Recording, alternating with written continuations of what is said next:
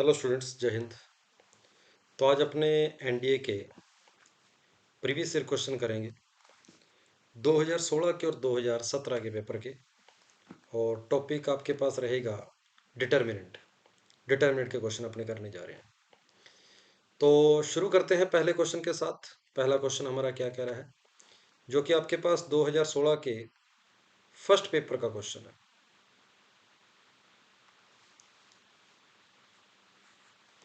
Which one of following determinant has value zero. इसमें से किस डिटर्मिनेंट की वैल्यू आपके पास जीरो है। तो तीसरे वाले में तो आप सीधे देख पा रहे हो कि एक स्क्यू सिमेट्रिक मैट्रिक्स है। ये आपके पास 3x3 ऑर्डर की स्क्यू सिमेट्रिक मैट्रिक्स है। तो इसका डिटर्मिनेंट तो हमेशा ही जीरो होता है। तो थर्ड का डिटर्मिनेंट तो आपके पास आ गया जीरो। उसके बाद अगर मैं सेकंड वाले को देखता हूं, तो यहां एक एलिमेंट्री ऑपरेशन लगाता हूं कि कॉलम 2 को मैंने लिख लिया कॉलम 2 प्लस कॉलम 3। ऐसा लिखने पर जो मेरा सेकंड कॉलम है वो बनेगा ए प्लस बी प्लस सी, ए प्लस बी प्लस सी, ए प्लस बी प्लस सी। ये मेरा सेकंड कॉलम रहेगा। और थर्ड कॉलम जो है वो कुछ इस तरीके से रहेगा।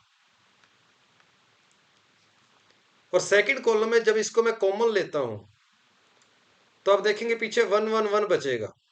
और जब डिटर्मिनेंट के अंदर दो कॉलम एक जैसे हो जाते हैं तो अपना आंसर जीरो आता है। इसलिए इसका डिटर्मिनेंट भी जीरो है, इसका डिटर्मिनेंट भी आपके पास जीरो है। उसके बाद फर्स्ट के ऊपर चलते हैं। अगर कभी आपको ये देखने को मिल जाए कोई दो रो या कॉलम की हेल्प से कोई तीसरा रो या कॉलम बन रहा है, तो उसका डिटर्मिनेंट जीरो होता है। तो आप यहां पर देख सकते हो कि कॉलम 3 को अगर मैं 8 से मल्टीप्लाई करके उसमें कॉलम 2 ऐड कर देता हूं, तो आप देखोगे फर्स्ट कॉलम बन जाएगा। तो यहां पर आप एलिमेंट्री ऑपरेशन लगा सकते हो कि ये जो आपके पास रिजल्ट है इसको आपने माइनस करना है कॉलम 1 में से। तो ऐसा करने पर ये एलिमेंट्री ऑपरेशन लगाने पर कॉलम 1 आपका 0 0 0 हो जाएगा। और जब एक कॉलम पूरी तरह से जीरो हो जाए, डिटर्मिनेंट की वैल्यू जीरो होती है। तो आप सीधा ये भी कह सकते हो कि अगर दो कॉलम की हेल्प से कोई तीसरा कॉलम तैयार हो रहा है तो उसका डिटर्मिनेंट पक्का जीरो होगा। तो यहां पर आप कह सकते हो कि इसके अंदर तीनों के तीनों आपके स्टेटमेंट जो है वो जीरो डिटर्मिनेंट ला रहे हैं। तो फर्स्ट क्वेश्चन का आंसर आपके पास रहेगा डी ऑप्शन हो जाएगा। चलो आगे चलते हैं पहले क्वेश्चन के बाद सेकंड क्वेश्चन की ओर। दूसरा क्वेश्चन क्या कह रहा है इसको देखते हैं। The system of linear equation है यूनिक सॉल्यूशन। अब यूनिक सॉल्यूशन के लिए मुझे पता है डिटर्मिनेंट जो होता है वो नॉट इक्वल टू जीरो आना चाहिए।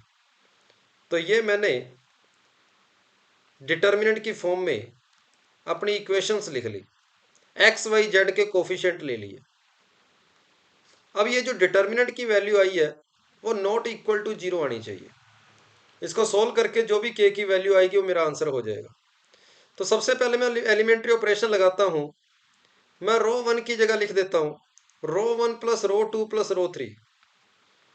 ऐसा करने पर पहली रो मेरे पास के प्लस टू, के प्लस टू, के प्लस टू आ जाएगी। और मेरे पास 1 1 1 के कुछ ऐसा आ जाएगा। और इसकी वैल्यू मेरे पास है नॉट इक्वल टू जीरो।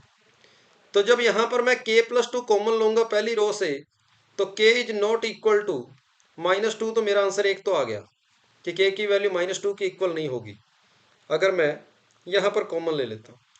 और बाकी अब आपको क्वाड्रेटिक को सोल्व करने की जरूरत नहीं है। पीछे आपको यहां पर देखने से पता लग रहा है कि अगर के की वैल्यू 1 होगी तो डिटर्मिनेंट की वैल्यू 0 आएगी। तो के की वैल्यू आपके पास 1 नहीं हो सकती, क्योंकि अगर के की वैल्यू 1 होगी तो सब कुछ सेम हो जाएगा, डिटर्मिनेंट की वैल्यू 0 होगी। तो मैं कह सकता हूं कि के की वैल्यू एक तो 1 नहीं आनी चाहिए और एक के की वैल्यू -2 नहीं आनी चाहिए। इसका मतलब इस क्वेश्चन का जो आंसर आएगा मेरे पास ए ऑप्शन आ जाएगा। बाकी अगर इसको आप सोल्व करोगे तो वही रिजल्ट आएगा के इज नॉट इक्वल टू 1 वाला। अगर आप इतने इतने को सोल्व करोगे, अब के प्लस टू को कॉमन लेकर बाहर लिख लेना और पीछे 1 1 1 बचेगा और डिटर्मिनेंट को सोल्व करना, वही मिलेगा के is not equal to 1। Second question के बाद थर्ड क्वेश्चन की ओर चलते हैं आगे। ये आपके पास 2016 के फर्स्ट पेपर सेकंड पेपर का पहला क्वेश्चन आ गया। तो 2016 के सेकंड पेपर का पहला क्वेश्चन क्या कह रहा है? कहता है A is a square matrix of order 3 और डिटरमिनेंट उसका इतना है। तो उसने पूछा है 2a की पावर इनवर्स है, उसका डिटरमिनेंट बताओ। तो इसका मतलब हो गया 2 की पावर -1 और a की पावर -1 इस पूरे का डिटरमिनेंट। इसका मतलब हो गया a की पावर में है -1, a इनवर्स का डिटरमिनेंट अपॉन में आ गया ये 2 अपॉन में आ गया। बाकी आप जानते हैं कि जब ये 2 डिटरमिनेंट से बाहर निकलेगा तो पावर में ऑर्डर लेकर बाहर निकलता है। तो 2 अपॉन में है तो बाहर आएगा 2 की पावर 3 और पीछे a इनवर्स का डिटरमिनेंट बना जिसको आप 1 अपॉन डिटरमिनेंट ऑफ a लिख सकते हो। तो आपका इस क्वेश्चन का आंसर आ जाएगा 1/8 इंटू 1/5 जो कि 1/40 हो जाएगा। तो इस क्वेश्चन का आंसर रहेगा डी ऑप्शन हो जाएगा, डी ऑप्शन। ये था 2016 के सेकंड पेपर का मेरा पहला क्वेश्चन। दूसरे क्वेश्चन की ओर चलते हैं। दूसरा क्वेश्चन क्या कह रहा है देखते हैं।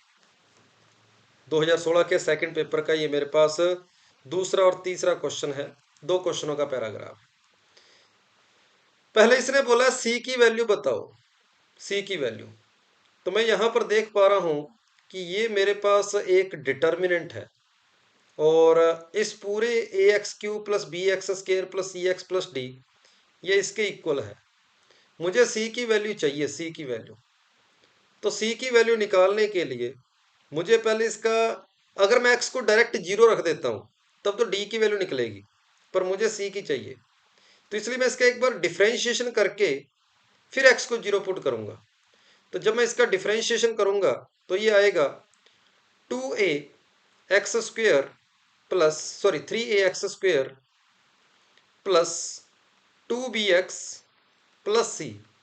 और डिटर्मिनेंट का डिफरेंशिएशन कैसे करते हैं इसके बारे में गौर करेंगे। सबसे पहले तो पहली रो का डिफरेंशिएशन 1, 2x का डिफरेंशिएशन 2, 3x का डिफरेंशिएशन 3, बाकी सभी को सेम रखेंगे।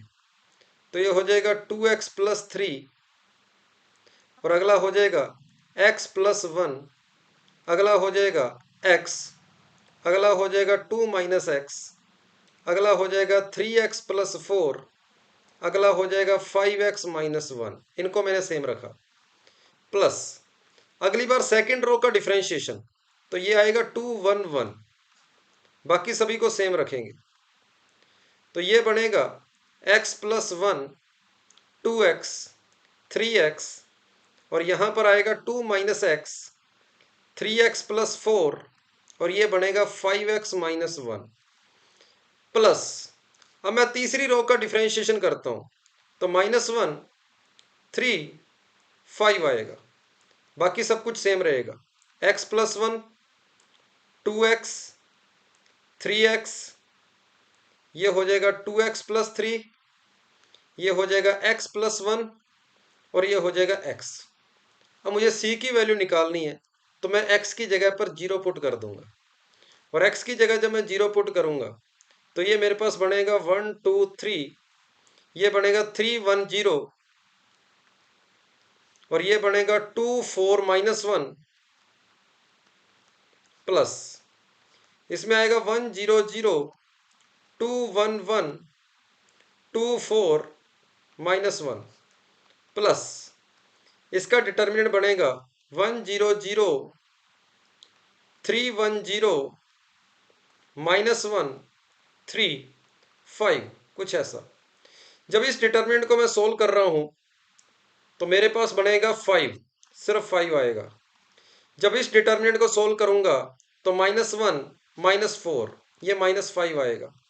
और जब मैं पहले डिटर्मिनेंट को सोल्व करूंगा तो मेरे पास आ रहा है माइनस का 1, ये माइनस का 3 इंटू -2 ये हो जाएगा प्लस का 6 और 3 के साथ आ जाएगा 12 -2 तो ये हो जाएगा आपके पास 30। तो इसको जब मैं सिंप्लीफाई करूंगा तो मेरे ख्याल से 35 इस क्वेश्चन का आंसर है। सी ऑप्शन इसका आंसर हो जाएगा। तो इस तरीके से आपको डिटर्मिनेंट का डिफरेंशिएशन करना होता है। सबसे पहले आपने सिर्फ पहली रो का किया, अगले में सिर्फ सेकंड रो का और अगले में सिर्फ थर्ड रो का, बाकी सभी को सेम रखा। दूसरे क्वेश्चन के बाद मैं तीसरे क्वेश्चन की ओर बढ़ता हूं। मेरा तीसरा क्वेश्चन क्या कह रहा है? कहता है a plus B plus C plus D की वैल्यू बताओ क्या होगी। इसका मतलब x की जगह पर 1 पुट करना है, तो put x is equal to 1। तो x को 1 पुट करने पर यह बनेगा 2 3 2 2, सॉरी यहां पे भी 2 आएगा, यहां 3 आएगा। 1 पुट करने पर 5 2 1 5 2 1, यहां 1 पुट करने पर 1 7 4 1 7 और 4। लो भी इसको सोल्व करना है और अपने पास आंसर आ जाएगा। मैंने x की जगह पर 1 पुट किया, तो 8 में से 7 गया 1, 1 इंटू 2 हो गया 2, फिर 20 में से 1 गया 19, 19 इंटू में -2, माइनस का 38 हो गया। उसके बाद 35 में से 2 गया 33, 33 इंटू 3 99 हो गया। तो 99 में से जब मैं 36 को माइनस करूंगा तो 63 मेरा आंसर आ जाएगा। बी ऑप्शन इस क्वेश्चन का आंसर है 63। तो ये 2016 के सेकंड पेपर का आपके पास 2 क्वेश्चनों का पैराग्राफ था, और ये मेरे पास 2016 के सेकंड पेपर का दूसरा और तीसरा क्वेश्चन था। आगे चलते हैं। 2016 के ही सेकंड पेपर का मेरे पास चौथा क्वेश्चन आ गया। कहता है इस इक्वेशन के सॉल्यूशन के बारे में बताओ। तो सबसे पहले तो मैं कांस्टेंट लेता हूं, एक्स वाई और जेड के कोफिशिएंट लेता हूं, सॉरी। ये बनेगा 1 -1 2, और फिर है मेरे पास 3 -1 5, कुछ ऐसा आ गया। ठीक बात है, ओके। अब इसके जब मैं डिटर्मिनेंट निकालता हूं, डिटर्मिनेंट तो कितना आ रहा है, माइनस का 5 और प्लस का 2, माइनस का 3 हो गया। 5 में से 6 गया, -1 और माइनस माइनस प्लस का 1 हो गया। माइनस का 1 और प्लस का 3, प्लस का 2 हो गया। तो मैंने देखा इसका डिटर्मिनेंट आ गया 0। इसका मतलब ये हो गया कि इसका जो सॉल्यूशन आएगा यूनिक तो कभी आ नहीं सकता, यूनिक तो कभी आ ही नहीं सकता। तो कहता है दे हैव यूनिक सॉल्यूशन अगर k की वैल्यू 25 है। k का तो कोई रोल ही नहीं है, इसका डिटर्मिनेंट तो हमेशा ही 0 है। तो k की वैल्यू चाहे कुछ भी हो, डिटर्मिनेंट हमेशा 0 आएगा, और जब तक डिटर्मिनेंट 0 आएगा यूनिक सॉल्यूशन कभी आ ही नहीं सकता। तीसरा स्टेटमेंट मेरा गलत है। और अगर तीसरा स्टेटमेंट गलत हो गया और मेरे ऑप्शंस बोल रहे हैं कि कम से कम 2 स्टेटमेंट तो सही है ही, और जब तीसरा गलत हो गया तो मैं बोलूंगा कि मेरा पहला और दूसरा जो है वो पक्का सही हो जाएंगे, कुछ इस तरीके से। बाकी अगर इसको और डिटेल से आगे करना हो तो हमें क्या करना होता है, मैट्रिक्स ए का एडजॉइंट निकालना होता है, फिर उसको बी मैट्रिक्स से मल्टीप्लाई करेंगे और फिर उसको इक्वल टू 0 करेंगे। और अगर इक्वल टू 0 करने पर जो के की वैल्यू आएगी वो इनफाइनाइट सॉल्यूशन के लिए आएगी। तो बाकी अपने को इस क्वेश्चन में करने की जरूरत नहीं है। इस क्वेश्चन का आंसर आपके पास जो है वो ए ऑप्शन हो जाएगा, क्योंकि तीसरा स्टेटमेंट हमारा गलत है। अगले चौथे क्वेश्चन के बाद मैं आगे 5वें क्वेश्चन की ओर चलता हूं। ये मेरे पास 5वां और छठा क्वेश्चन है, 2016 के सेकंड पेपर का ये क्वेश्चन है। For the system of linear equation, आपको ये लीनियर इक्वेशंस दे रखी है। मैंने इसका डिटर्मिनेंट की फॉर्म में एक्स वाई जेड के कोफिशिएंट लिख लिए, कुछ ऐसे हो गए। तो सबसे पहले अगर इसका मैं डिटर्मिनेंट को मैं 0 करता हूं, ताकि यूनिक सॉल्यूशन की एक बार बात करके देख लेते हैं। तो ये बनेगा 3 लैम्डा प्लस 6, मल्टीप्लाई करना है इसको 2 से, -3 से मल्टीप्लाई करना है 7 लैम्डा प्लस 4 को, उसके बाद +5 से मल्टीप्लाई करना है 21 में से 6 गया 15 को। अगर इसका डिटर्मिनेंट नॉट इक्वल टू 0 आ गया तब सॉल्यूशन यूनिक होंगे। तो ये बनेगा 6 lambda plus 12 minus 21 lambda minus 12 plus 75 equal to 0। तो ये बनेगा 15 लैम्डा इक्वल टू 75। तो लैम्डा इक्वल टू आ गया आपके पास 5, कि अगर लैम्डा की वैल्यू 5 हो गई तो डिटर्मिनेंट 0 आ जाएगा। मतलब अगर यूनिक सॉल्यूशन चाहिए तो बस लैम्डा 5 नहीं होना चाहिए, बाकी मुझे कोई दिक्कत नहीं है। क्योंकि अगर लैम्डा 5 नहीं हुआ तब इसका डिटर्मिनेंट कभी 0 आ ही नहीं सकता। तो अगले क्वेश्चन का तो डायरेक्ट आंसर हो जाएगा कि डिटर्मिनेंट आपका 5 नहीं होना चाहिए, म्यू की वैल्यू के साथ मेरे को कोई लेना देना नहीं है। सी ऑप्शन मेरा आंसर हो जाएगा, क्योंकि डिटर्मिनेंट के लिए मुझे सिर्फ और सिर्फ लैम्डा काम में आया। तो लैम्डा की वैल्यू अगर यहाँ पर 5 आती है तो मैं बोलूंगा कि मेरा आंसर या तो इनफाइनाइट सोल्यूशन है या नो सोल्यूशन है। अब क्वेश्चन ने बोला है इनफाइनाइट सॉल्यूशन के लिए आप क्या करोगे। तो इनफाइनाइट सॉल्यूशन के लिए लैम्डा के बारे में पता लग गया कि लैम्डा तो पक्का 5 होगा। मतलब मेरा आंसर ए होगा या फिर बी होगा। और फिर इनफाइनाइट सॉल्यूशन मुझे ये बात बोलते हैं कि एडजॉइंट ए इंटू आप बी करोगे ना, तो आपके पास एक नल मैट्रिक्स आनी चाहिए। तो इस मैट्रिक्स को लैम्डा की जगह पर 5 रखकर जब मैं इसका एडजॉइंट निकाल लूंगा, जो कि एक 3 बाय 3 का एडजॉइंट बनेगा, उसको जब मैं बी मैट्रिक्स से मल्टीप्लाई करूंगा 9 8 और म्यू के साथ, 9 8 और म्यू के साथ मल्टीप्लाई करके जब इक्वल टू 0 करूंगा, तो मुझे पता है म्यू की वैल्यू को सोल्व करके जो भी आएगा वो इक्वल टू में कुछ आएगा, क्योंकि यहां पर बीच में इक्वल टू का साइन है। इसका मतलब म्यू की वैल्यू के साथ जरूर इक्वल टू का साइन आना चाहिए। और ये कह रहा है म्यू पर इक्वल टू का साइन नहीं आएगा, ये कह रहा आएगा, पर मुझे तो इक्वल टू का साइन चाहिए, इसलिए मुझे इसको पूरा सोल्व करने की जरूरत नहीं है। मेरा आंसर यहां पर बी ऑप्शन हो जाएगा। बाकी आप एडजॉइंट ए निकाल कर उसको बी मैट्रिक्स से मल्टीप्लाई करके इक्वल टू 0 करके देखेंगे तो म्यू की वैल्यू पक्का नो ही आएगी। तो ये मेरे पास 2016 के सेकंड पेपर का 5वां और छठा क्वेश्चन था।